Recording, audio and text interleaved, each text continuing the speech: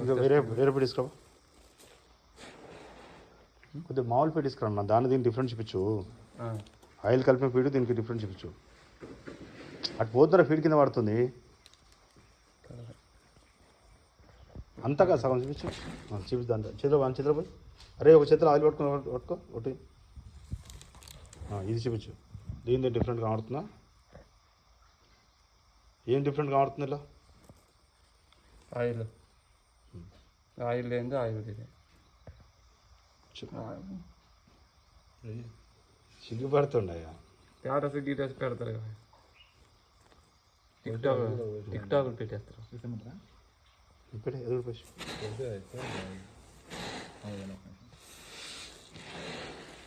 కలుపుకోవట్టు నీట్గా ఉంటుంది.